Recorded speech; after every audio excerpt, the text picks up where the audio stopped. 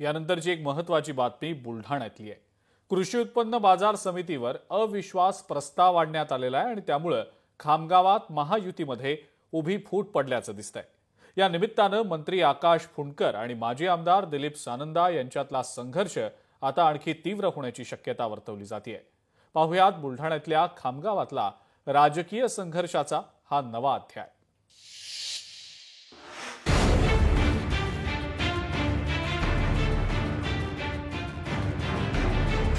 कृषी उत्पन्न बाजार समितीवर अविश्वास, खामगावात महायुतीत पडली उभी फूट, फुंडकर आणि सानंदा यांच्यातील संघर्ष शिगेला।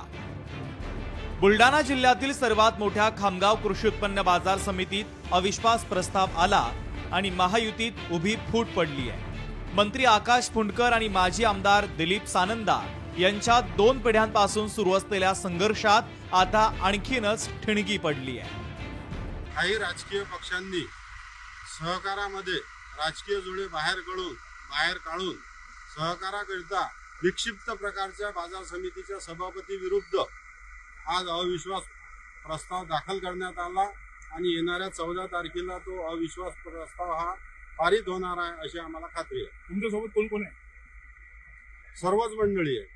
भाजपचे लोक पण आहेत तुमच्यासोबत? हो, काही आहे, सदस्य आहेत। खामगाव येथून काँग्रेसचे 3 टर्म आमदार राहिलेले आणि आता महायुतीमध्ये राष्ट्रवादी अजित पवारांच्या पक्षात असलेले राणा दिलीप सानंदा यांच्या अधिपत्याखाली असलेल्या खामगाव कृषी उत्पन्न बाजार समितीत सभापती सुभाष पेसोड यांच्या विरोधात भाजपच्या मदतीने अविश्वास प्रस्ताव आणला गेला।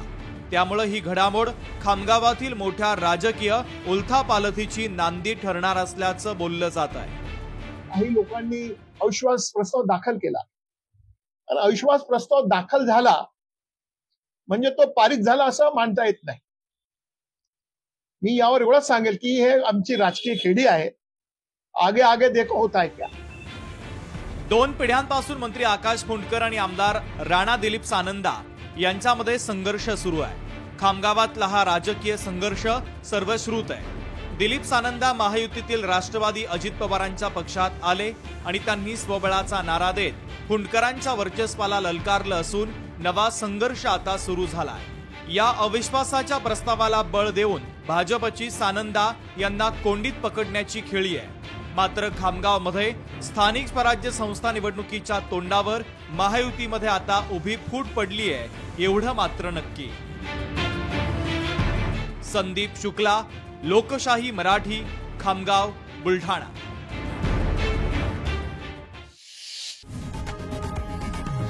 लोकशाही मराठी ऐका, पहा, जागरूक रहा।